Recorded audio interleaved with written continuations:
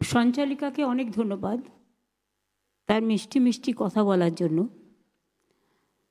আমি ধন্যবাদ জানাচ্ছি সৌরভকে এবং যোগীরাজকে এবং তাদের আমন্ত্রণে, আমাদের আমন্ত্রণে আপনারা সকলেই যারা এই মেন স্টেডিয়ামে আছেন এবং সেকেন্ড ফ্লোরেও আমি দেখা করে এসেছি, ফুল প্যাকড আপ আছে সমস্ত চিকিৎসকবৃন্দ, থার্ড ফ্লোরেও কিছু আছে। আমি তাদের সকলকেই আমার আন্তরিক শুভেচ্ছা, অভিনন্দন, ভালোবাসা এবং গভীর শ্রদ্ধা জানাচ্ছি। আমি প্রথমেই বলি, আমার যে বোনটি মারা গিয়েছে সেই শোকসন্তপ্ত পরিবারকে আমি আমার সমবেদনা জানাই এবং আমরা নিশ্চয়ই তার ব্যাপারে উপযুক্ত শাস্তি দাবি করি। আপনারা নিজেও জানেন, আমি নিজেও রাস্তায় হেঁটেছি এর জন্য, এবং আমাদের সরকার একটা অপরাজিতা বিলও করেছে, পাশ করেছে, সেটা পড়ে আসি। এইসব ঘটনা যাতে না ঘটতে পারে আমি আমার ভাইদের ওপর দায়িত্ব দিচ্ছি। আপনারা আমাদের বোনেদের রক্ষা করুন, আপনারাই পারেন। আজকাল তো ছেলেদের মেয়েদের মধ্যে কোনো প্রভেদ নেই।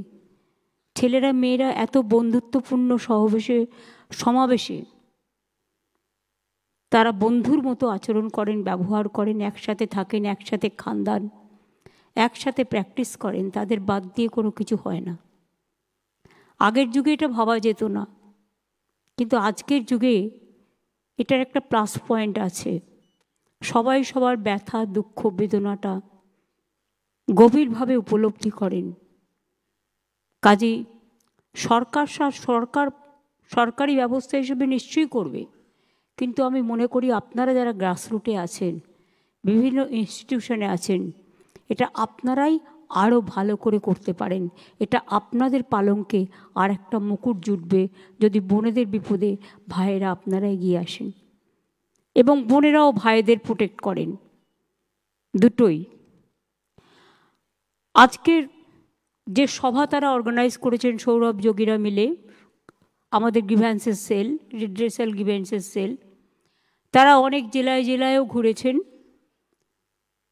এবং তারা রীতিমতো চিফ সেক্রেটারি মনোজ পন্থ এখানে আছেন, হোম সেক্রেটারি আমাদের নন্দিনী আছে, হেলথ সেক্রেটারি আমাদের নারায়ণও আছে, ডিজি পুলিশ রাজীব কুমার আছেন এবং কলকাতা পুলিশ কমিশনার মনোজ ভার্মাও আছেন, সাথে আরও অনেক অফিসাররাও আছেন।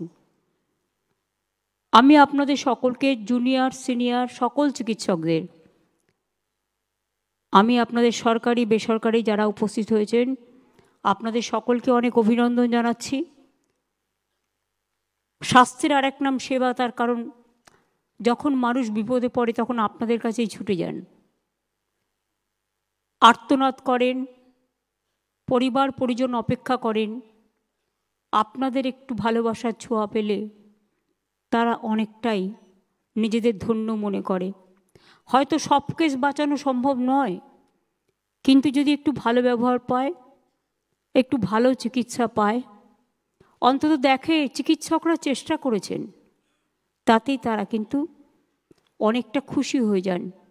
আর একজন চিকিৎসক যখন একজন রোগীকে সেবা করে ভালো করে দেয়, সে যখন বাড়িতে ফিরে যায় সে নিজেকে খুব গর্ব অনুভব করে এবং তার পরিবার তাদের অনেক আশীর্বাদ দেয়, সমাজও দেয়। আমি মনে করি মানুষের কাছে আপনাদের জীবনের প্রভাব অত্যন্ত গরিব। I salute to all of you and your family members and your fraternity. আমার মনে হয় চিকিৎসক মানে সেবা, নিষ্ঠা, জ্ঞান, দক্ষতা, উদারতা, মানবতা, সংবেদনশীলতা, সমবেদনা এবং ধৈর্য। আজকের দিনে অনেক সোশ্যাল নেটওয়ার্কে হাজারটা ভালো কাজ করুন, বেরোবে না।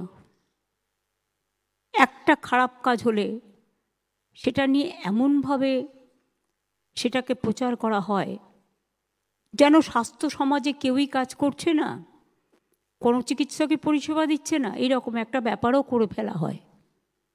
এটা ঠিক নয়। আমি বামফ্রন্ট সরকারের আমলে দেখেছি তারা চিকিৎসা ব্যবস্থাটাকে অবহেলা করতেন।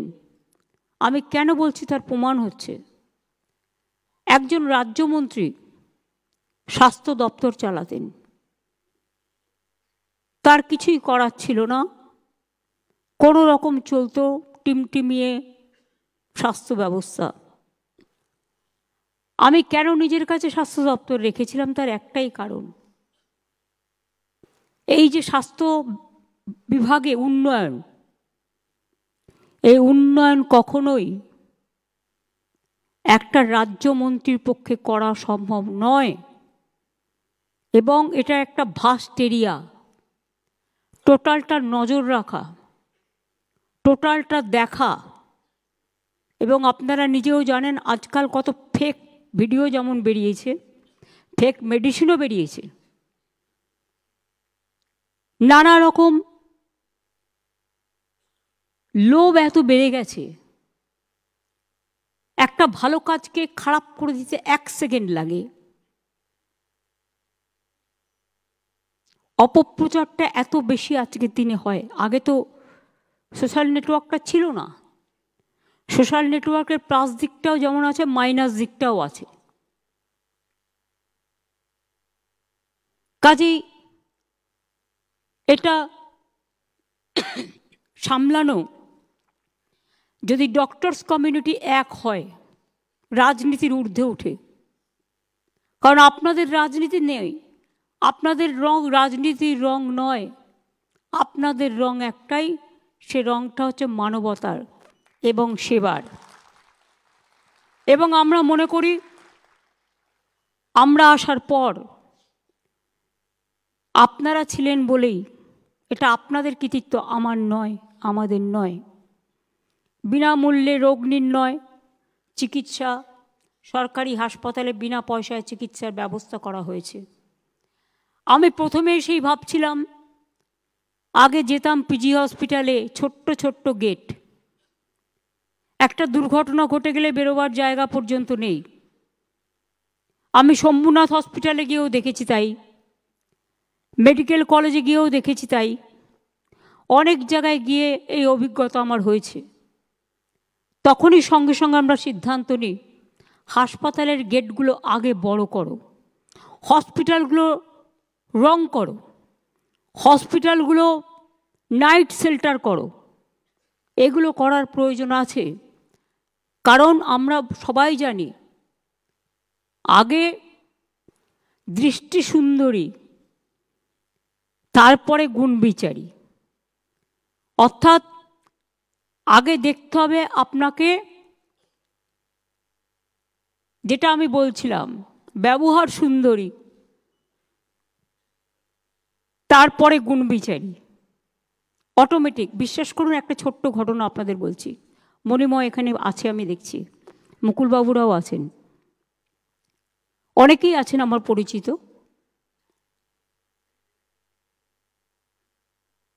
প্রতুলদা যখন অসুস্থ ছিলেন কদিন আগে, সিনিয়র ডাক্তাররাও আছেন যারা তার ট্রিটমেন্ট করেছেন, তারা তাদের সাধ্যমতো চেষ্টা করেছেন। তিনি 2 দিন রেসপন্ড করছিলেন না, কারোর সাথে কথা বলেননি।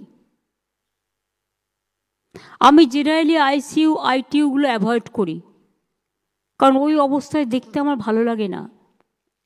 আমি মৃতদেহের কাছে কম যাই, কারণ আমি মনে করি আমার জীবন্ত মুখটাই বেঁচে থাকুক, মৃত্যুর মুখটা নয়। কিন্তু এসব শুনে আমার হঠাৎ মনে হলো, একবার চেষ্টা করে দেখি না, যদি রেসপন্ড করে একবার। আমি গেলাম, আমার সাথে মনে ছিল, আমার সাথে বিশ্ব ছিল, একজন সাংবাদিক, অন্যান্য সিনিয়র ডাক্তাররা যারা এখানে বসে আছেন সবাই ছিলেন। আমি গিয়ে প্রতুলদাকে ডাকলাম, ডেকে বললাম, প্রতুলদা, ও প্রতুলদা, আমি মমতা। বিশ্বাস করুন, যে লোকটা 2 দিন রেসপন্ড করেনি, ওই যে বলেন অনেক সময় সাইকোলজিক্যাল ট্রিটমেন্ট তাকে অনেক সময় ফিরিয়ে আনে। চোখ খুললেন, চোখ দুটো জলে ভরে গেল। আমি ওনার আঙুলগুলো টিপে দিচ্ছিলাম, হঠাৎ পালসটা ড্রপ করে গেল 95 থেকে 93-এ। তখন ডাক্তাররা বললেন স্ট্রেস হচ্ছে, ওই যে রেসপন্ডটা করেছে ফলে ওনার হৃদয়ে একটা ব্যথা হচ্ছে, চোখ দিয়ে জল বেরিয়ে গেছে। আইলাম, প্রতুলদা আপনাকে আমি বাংলার গান গাইতে হবে, আপনি চলে গেলে কে গাইবে?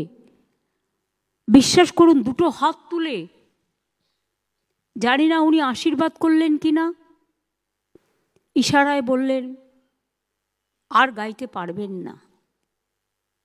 তখনই আমি বুঝে গিয়েছিলাম যে প্রতুলদা হয়তো আর পাচ্ছে না সহ্য করতে কষ্ট। উনি একটি দুরারোগ্য ব্যাধিতে আক্রান্ত হয়েছিলেন শেষের দিকে, এবং কোনো উপায় ছিল না অপারেশন না করে। এর আগেও 3-4 বার তাকে ভালো করে নিয়ে আসা হয়েছিল। কাজেই এই একটি ছোট্ট ঘটনা আমার মনে রেখাপাত করেছিল যে দেখুন, অনেক সময় বলে না যে মানুষ মরে গেলেও, আমি জানি না, এই মরণের পারে একটা বইটা পড়েছিলাম, বই থেকে জেনেছি, ব্যাখ্যা দেওয়ার মতো জায়গা আমার নেই, কারণ আমি এটা নিয়ে রিসার্চ করিনি, আমি জাস্ট একটা বইয়ের কথা বলছি। বলছে আত্মা মারা গেলেও, একটা মানুষ মারা গেলেও তার মধ্যে কিন্তু একটা বোধ থাকে, তার বাড়ির লোকেরা যখন কাঁদে, আত্মীয়রা কাঁদে, তার মনে দুঃখ হয়, সে কিন্তু বলে কেঁদো না কেঁদো না, তার প্রাণটা কিন্তু থাকে অনেকক্ষণ। এগুলো হয়তো সবই রিসার্চের ব্যাপার, আমার বলার কিছু নেই, কিন্তু আমি বলছি এটা একটা মানবিকতার দিক থেকে। আমাদের রোগীর সংখ্যা অনেক বেড়ে গেছে, আমরা অনেকগুলো যুগান্তকারী সিদ্ধান্ত আপনাদের সাহায্যে নিয়েছি। স্বাস্থ্য ইঙ্গিত অর্থাৎ টেলিমেডিসিন, প্রতিদিন গড়ে ৭৫,০০০ লোককে আপনারা চিকিৎসকরা টেলিমেডিসিনের মাধ্যমে তাদের গাইড করেন। আমরা জানি অনেক ছোটোখাটো অসুখ আছে যেগুলো একটু গাইড করলে প্রাইমারি কাজটা হয়ে যায়, এবং এখনও পর্যন্ত, এটা আমরা শুরু করেছি জাস্ট 1 বছর 1.5 বছর হলো, 4,82,00,000 লোককে টেলিমেডিসিনের মাধ্যমে আপনারা সেবা দিয়েছেন।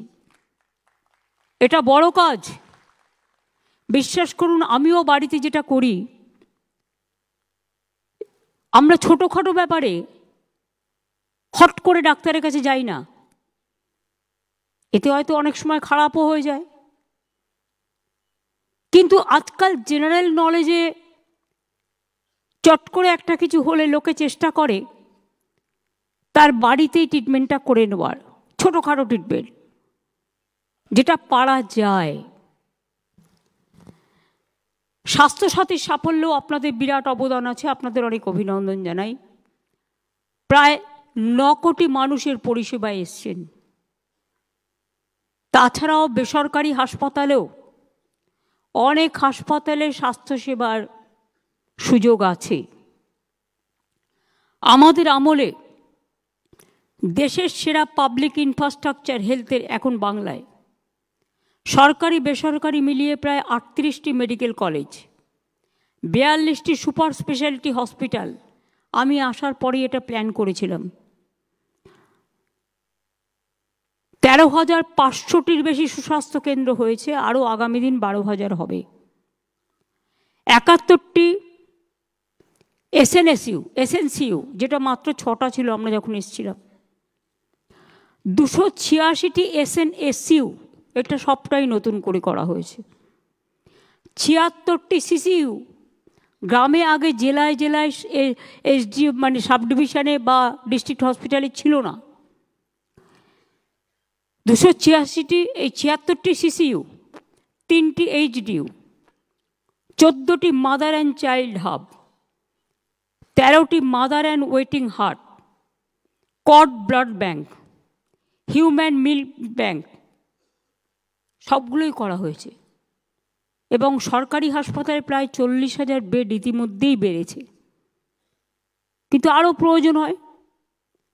যখন কোভিড হয়েছে, সরকারের সাথে সাথে বেসরকারি হাসপাতালগুলোও আমাদের সাহায্য করেছে, কিন্তু সেই সময়কার ডাক্তারদের যে অবদান, সিস্টারদের যে অবদান, আমরা সেটা কখনো অস্বীকার করতে পারিনি। এবং আপনারা জানেন, আপনাদের সাথে কাঁধে কাঁধ মিলিয়ে কোভিডে প্রতিটি দিন আমি রাস্তায় বেরোতাম। আমাকে অনেকে বলতো, তুমি রাস্তায় কেন যাচ্ছ? আমি গিয়ে গিয়ে রাস্তার মোড়ে মোড়ে মাইক নিয়ে বলতাম, আপনারা প্লিজ ঘরে যান, আপনারা বেরোবেন না, মেশামেশি বন্ধ করুন, বাড়ি থেকে অর্ডার করুন। যার বাড়িতে কেউ নেই পুলিশ গিয়ে খাবার দিয়ে আসতো। অনেক চিকিৎসক সেই সময় মারা গেছেন, অনেক পুলিশ কর্মী মারা গেছেন, অনেক সরকারি কর্মী মারা গেছেন। আমার নিজের ভাইও মারা গেছে কোভিডে। আমার নিজের একজন বিশ্বস্ত সৈনিক আমার অফিসে চাকরি কাজ করতেন দীর্ঘদিন, 40 বছর, তিনিও মারা গেছেন। কাজে কোভিড কিন্তু আমাদের সব পরিবারকেই আক্রান্ত করে গেছে, সে দুঃখ আমরা ভুলতে পারি না। আমাদের আমলে নতুন করে, আপনারা জানেন তো, ডাক্তারের কোটা না দিলে আমরা করতে পারি না। প্রাইভেট হসপিটালগুলো সেজন্য বাড়ানো হয়েছে। 14,000 সরকারি ডাক্তার আমরা নতুন করে বাড়িয়েছি। 25,000-এর বেশি নার্স বাড়ানো হয়েছে। প্যারামেডিক্যাল স্টাফও 5,000 নিয়োগ করেছে। আরও ডাক্তার নার্স থাকলে হয়তো ভালো হতো। এই ইনফ্রাস্ট্রাকচারের ফলে রোগীর সংখ্যাও বেড়ে গেছে। শুধু আমাদের বাংলার নয়, আশেপাশের রাজ্যের এবং নর্থ ইস্টার্ন স্টেটেরও অনেক পেশেন্ট আমাদের এখানে সেবা করতে আসে। এটা একটা বিরাট প্রেশার। আমরা জেলা হসপিটালগুলোকে কেন বলি যে হঠাৎ করে রেফারেল করবেন না? কারণ যেটা প্রয়োজন সেটা করুন। কারণ কলকাতায় সামলানোটা ভীষণ হেডেক হয়ে যায়। এবং আমি এখনও বলছি যে আগের আমলে ডাক্তারি বা নার্সিংয়ের সিট এত কম ছিল যে নিয়োগ করার মতো কাউকে পাওয়া মুশকিল। আমরা রাজ্যে MBBS-এর সিট বেড়েছে আমাদের প্রায় 4,345টি, নার্সিং সিট বেড়েছে 26,000। এবং পুরো ওয়ার্ক প্রেশারটা আপনাদের সামলাতে হচ্ছে, যেহেতু রিক্রুটমেন্টটা থমকে আছে। আরও অনেক রিক্রুটমেন্ট হচ্ছে, অনেকগুলো নার্সিং স্কুল হয়েছে, নার্সিং সেন্টার হয়েছে। রিক্রুটমেন্টটা থমকে আছে কেন? OBC রিজার্ভেশন নিয়ে একটা কোর্টে কেস করেছে। কিছু দুষ্টু লোক আছে যারা কাজের কাজ করে না, অকাজের কাজ করে। একটা গিয়ে ঠুকে দিল আর ব্যাস ঠকঠকিয়ে বকবকিয়ে সেটা বন্ধ হয়ে গেল। এটা বোঝবার ক্ষমতা নেই যেটা করার ফলে আমার রিক্রুটমেন্ট কয়েক লক্ষ ছেলেমেয়ের আটকে আছে। একদিকে ডাক্তারিতে, একদিকে নার্সে, একদিকে টিচারে, একদিকে সরকারি কাজে, সরকারি চাকরির অনেক জায়গায় আটকে আছে। আমরা চেষ্টা করছি এই কেসটা ক্লিয়ার করার জন্য। কোর্টে কেস আছে। আমি আপনাদের কৃতিত্ব জানাচ্ছি। ডেঙ্গু, ম্যালেরিয়া, কালাজ্বর, যক্ষ্মা এবং পোলিও ইঞ্জেকশন আপনারা যেভাবে দেন, বাংলা কিন্তু নাম্বার 1-এ আছে। আমরা আসার আগে একটা মাত্র পোলিও হয়েছিল হাওড়ায় জেলায়, সেই জন্য ইন্ডিয়া ব্ল্যাকলিস্টেড হয়ে গিয়েছিল। আমরা আসার পরে সেই জন্য মুয়াজ্জম ইমামদের নিয়ে মিটিং করি এবং তাদের বলি সামাজিক সচেতনতা আপনাদেরই বাড়াতে হবে, যাতে পোলিও সবাই নেয় তার ব্যবস্থা আপনাদের করতে হবে। আর আমাদের চিকিৎসকদের মাথা থেকে যে বুদ্ধিটা বেরিয়েছে, মাদার ওয়েটিং হার্ট, আমরা নিজেরা হোম ডেলিভারির, আমাদের কোনো কিছুরই ঠিক নেই, নিজেদের পস্তাতে হয় মাঝে মাঝে। কিন্তু এখনকার বাচ্চারা তো ইনস্টিটিউশন ডেলিভারি হচ্ছে, এক্স্যাক্ট ডেট পাচ্ছে, মা চিকিৎসা পাচ্ছে, শিশুরা চিকিৎসা পাচ্ছে। এবং মাদার হার্ট তো আপনারা জানেন যে হসপিটালের সাথে মাদার হার্ট তৈরি করা হয় ইন্টেরিয়ার অঞ্চলগুলোতে। প্রেগনেন্ট মাদারদের নিয়ে এসে রাখা হয়, যখন বাচ্চা হয় হসপিটালে সেটা নিয়ে গিয়ে সিজারিয়ান করা হয়। এবং ইনস্টিটিউশন ডেলিভারি সেই জন্য প্রায় 60% সম্ভবত সেখান থেকে বেড়ে আজকে 99% হয়েছে। এবং আমি মনে করি এটা 100% অ্যাচিভমেন্ট আমাদের করতে হবে। We have to do it.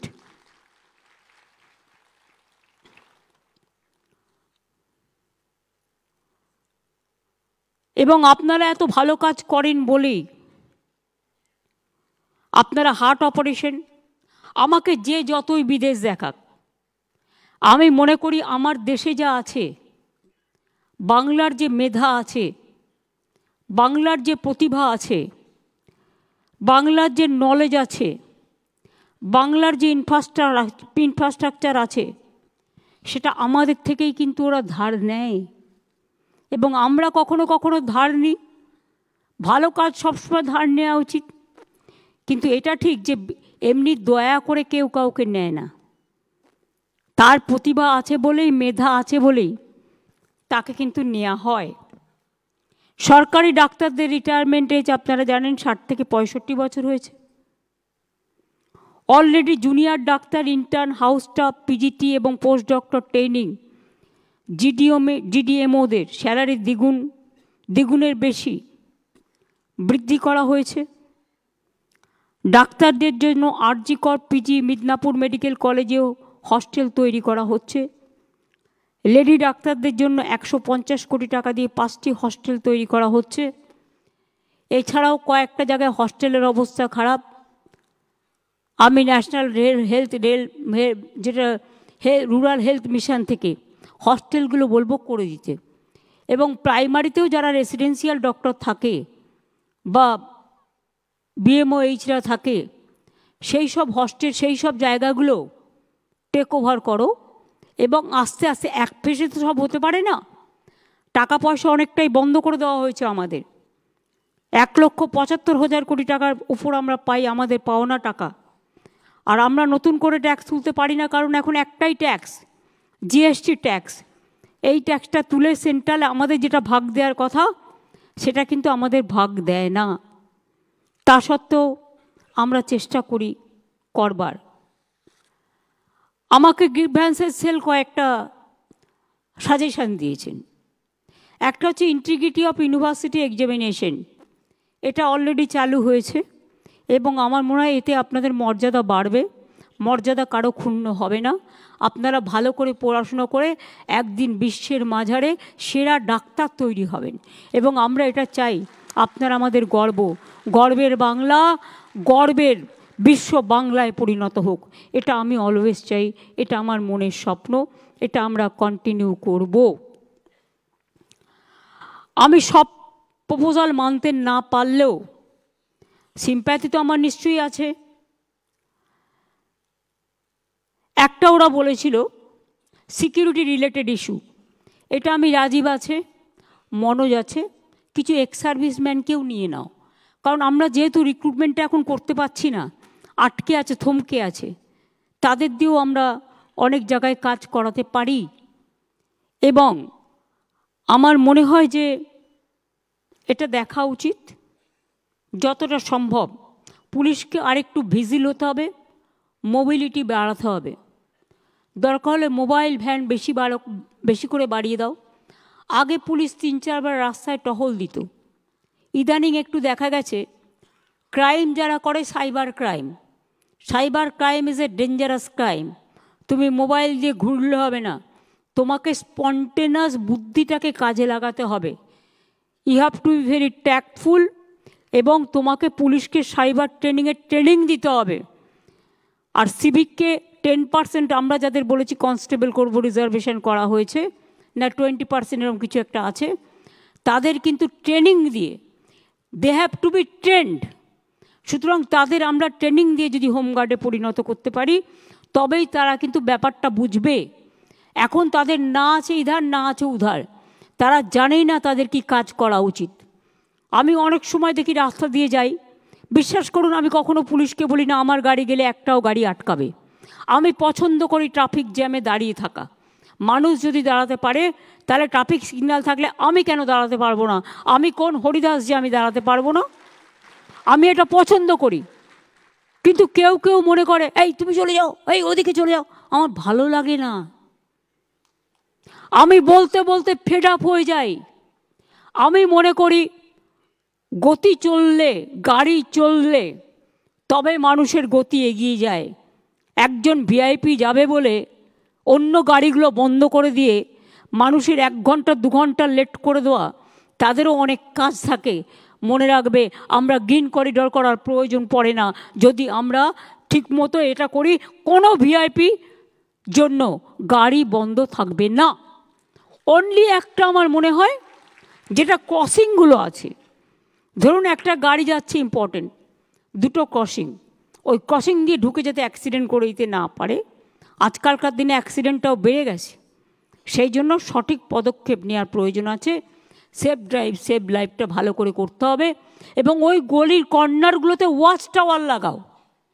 দরকার হলে এমপিদের বলো, এমএলএদের বলো, এমপি ল্যাডের টাকা দেবে, এমএলএ ল্যাডের টাকা দেবে, তাদেরও তো একটা সামাজিক কন্ট্রিবিউশনের ব্যাপার আছে। আমি নিজে এটা করি, আপনারা বিশ্বাস করবেন না। এই যে মিউজিকে গান হয় ট্রাফিক স্ট্যান্ডে, এই যে বাস স্ট্যান্ডগুলো তৈরি করে দেওয়া, এই যে স্কুলের সামনে ছেলে মেয়েদের বসা, এই যে কেওড়াতলা শ্মশান থেকে শুরু করে জল সৌন্দর্য তৈরি করা, এগুলো আমি এমপি ল্যাড থেকে প্রথম করেছিলাম, তারপরে গভর্নমেন্ট এখন এটা করে। কিছু কিছু জিনিস আমাদের ভাবতে হবে। একটা তারা দিয়েছে sports and cultural event. Of course আপনাদের মানসিক বিকাশের প্রয়োজন আছে, শান্তির, মনটাকে এনজয় করা। আপনারা এন্টারটেনমেন্ট জগতে যেতে পারেন না, কারণ আপনাদের সময়টা চলে যায় চিকিৎসা করতে, কিন্তু আপনাদের মধ্যেও খেলাধুলা করতে ভালোবাসেন, আপনারাও সাংস্কৃতিক চর্চা করতে ভালোবাসেন। পিজিতে যেমন আমায় বলেছিল, আমি সঙ্গে সঙ্গে একটা মাঠ করে দিয়েছি। আমি নারায়ণকে বলবো 2 কোটি টাকা স্যাংশন করতে, প্রত্যেকটা মেডিকেল কলেজ এবং হসপিটাল যাতে তাদের কালচারাল অ্যাক্টিভিটিস এবং স্পোর্টস করতে পারে এবং তাদের মধ্যে কম্পিটিশান হোক এবং এই কম্পিটিশানে তাদের অ্যাওয়ার্ড দেওয়া হোক। আমি এটা চাই, তারা উঠে আসুক। এবং college to college competition, hospital two hospital competition, এগুলো ইউথ অ্যান্ড স্পোর্টস ডিপার্টমেন্ট থেকে, এবং জেলায়ও যারা কাজ করে তারাও খুব ইম্পর্টেন্ট। কলকাতা জেলাকে ব্লককে মিলিয়ে দিতে হবে। সবার সাথে সবার মিলন হলে তবেই তো আদান প্রদানটা বাড়বে এবং তবেই তো একে অপরকে সুস্থ রাখবে। ইএসআই কর্পোরেশনের ডাক্তারদের কিছু গ্রিভ্যান্সেস আছে, এটা আমি নারায়ণকে বলবো সিএসের সাথে কথা বলে এটা দেখব, আমরা নিশ্চয়ই দেখব। কোনো ডিসক্রিমিনেশন আমরা কখনোই ভাবতে পারি না। একটা দাবি ওরা দিয়েছে বিএমওএইচদের ভিডিও সমান 1 মান্থ করার জন্য, সেটা আমি করতে পারবো না। 500 টাকা আমি করে দিচ্ছি। ওদের 1 মাসের দেওয়া হয়, এদের 500 দিনের, এদের 15 দিনের দেওয়া হবে, অর্থাৎ 15 দিনের এক্সট্রা তারা পাবে যারা বিএমওএইচ আছেন। আমি intern, house staff, post graduate trainee, post doctorate trainee সবার জন্য 10,000 টাকা করে বাড়িয়ে দেওয়ার ব্যবস্থা করলাম।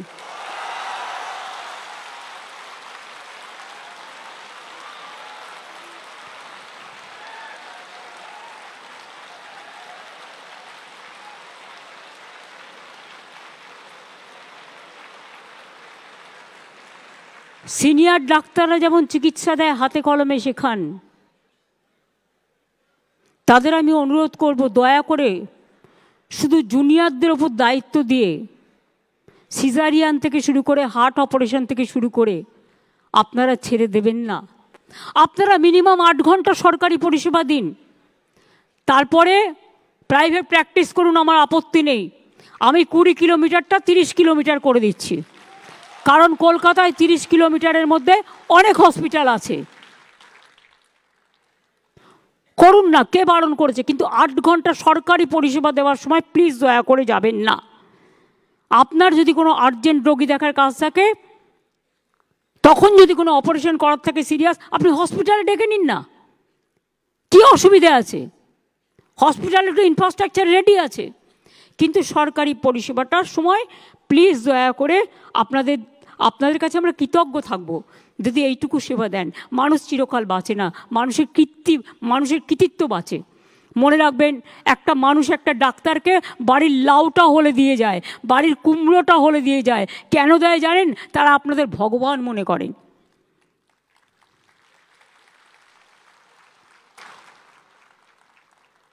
মেদিনীপুরে যে কেসটা হয়েছিল, নিশ্চয়ই নেগলিজেন্স ছিল, সেটা তদন্ত হচ্ছে। তদন্ত রিপোর্ট হাতে নেওয়া পর্যন্ত আমি কিছু বলবো না। জুনিয়র ডাক্তারদের কয়েকজনকে সাসপেন্ড করা হয়েছিল, এবং তাদেরও পুলিশ রিপোর্ট নিয়েছে। হয়তো তাদের মধ্যে এটা ঠিক, তারা এখনও পাকাপোক্ত হয়নি, তাদের উপর ছেড়ে দিয়ে যাওয়াটাও ঠিক হয়নি।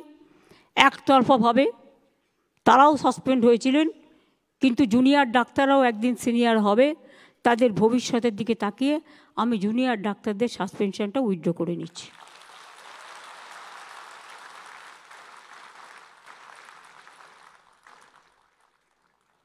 আমরা আগেও জুনিয়র এবং সিনিয়র রেসিডেন্ট যারা ছিল তাদের স্যালারি আমরা বাড়িয়েছিলাম, বাট আরও কিছু বাড়ানো দরকার।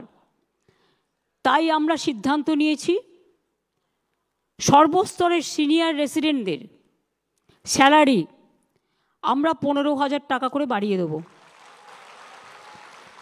ফলে ডিপ্লোমাধারী সিনিয়র রেসিডেন্টদের স্যালারি বর্তমান 65,000 থেকে বেড়ে হবে 80,000। পোস্ট গ্র্যাজুয়েট সিনিয়র রেসিডেন্টদের স্যালারি বর্তমানে 70,000 থেকে বেড়ে হবে 85,000। আর পোস্ট ডক্টরেট সিনিয়র রেসিডেন্টদের স্যালারি বর্তমানে 75,000 থেকে বেড়ে হবে 1 লাখ।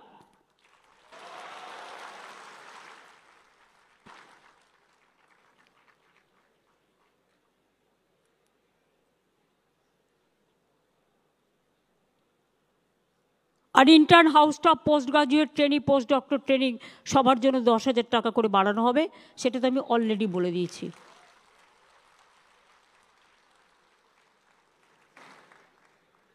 আর কিছু নেই তো পয়েন্ট। সাইডটা আমরা দেখে নেব।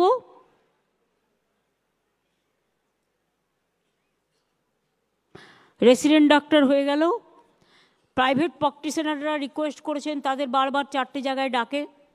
আপনারা আপনাদের অ্যাডমিনিস্ট্রেটিভ অফিসারদের পাঠান না, তাহলেই তো হয়ে যায়। দেখুন, এগুলো তো আইনত সংস্থা, এগুলো সেন্ট্রালের রুলও থাকে, এটা হয়তো আমার হাতে সবটা নেই। আপনারা আপনাদের অ্যাডমিনিস্ট্রেটিভ অফিসারকে পাঠান। আমাদের হাইকোর্ট প্রতিদিন নয় সিএসকে ডাকে, নয় হোম সেক্রেটারিকে ডাকে, নয় পুলিশ কমিশনারকে ডাকে, নয় ডিজিকে ডাকে। এইসব পোস্টগুলো যারা কাজ করেন তাদের প্রবলেম হয় যেতে, কাজ ছেড়ে যেতে।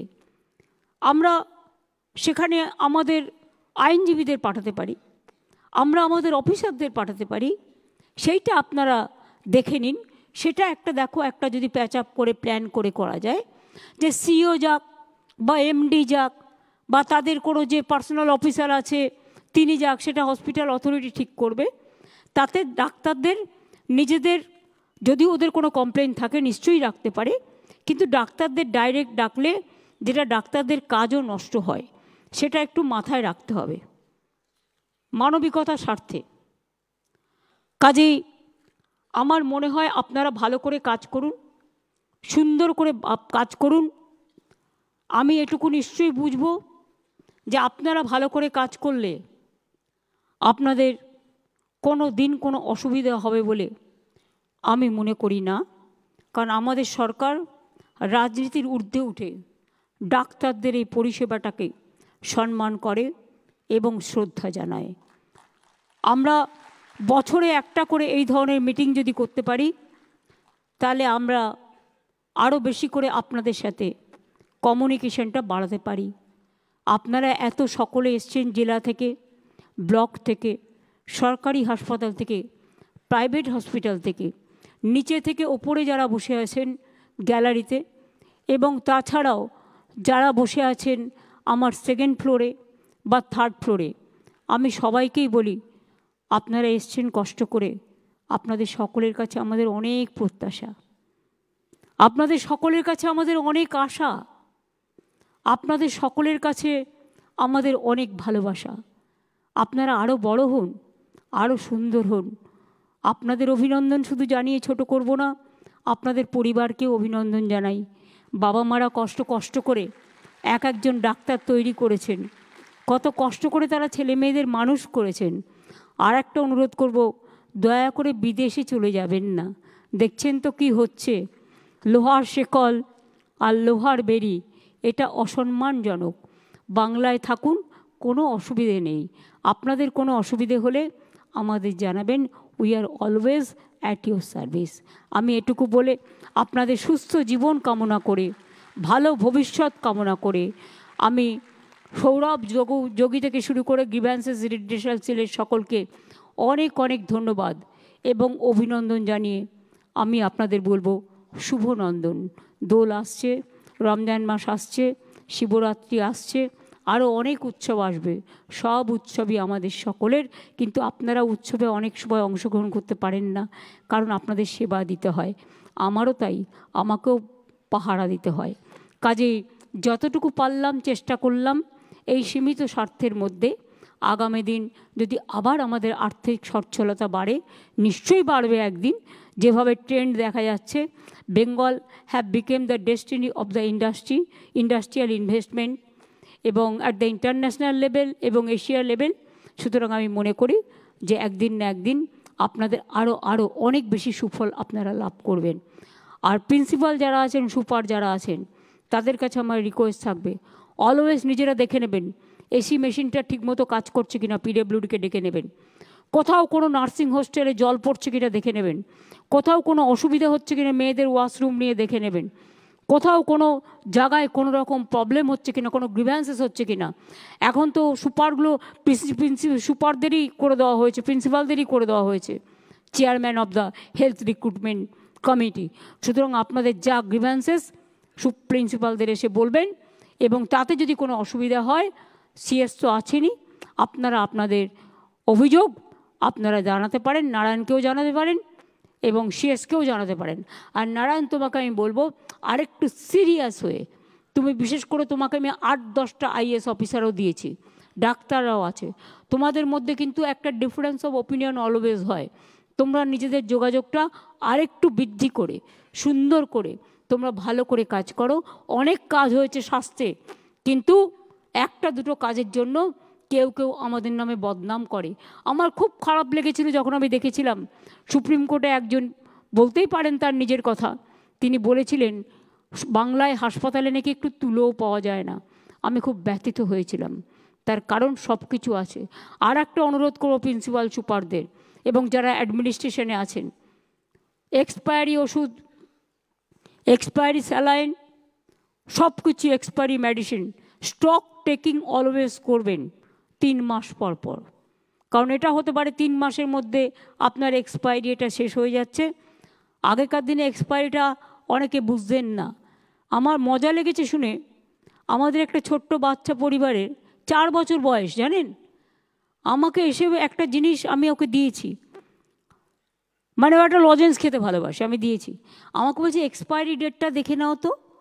ওইটুকু বাচ্চা 4 বছরের আমাকে বলছে এক্সপায়ারি ডেটটা দেখেছো। আমি বুঝলাম তার মানে আজকে বাচ্চারা কত সচেতন হয়ে গেছে। কাজেই সবাইকে অনেক ধন্যবাদ, ভালো থাকুন, সুন্দর থাকুন, সুস্থ থাকুন। থ্যাংক ইউ ভেরি মাচ আমাকে ডাকার জন্য, অনেক অনেক ধন্যবাদ সকলকে।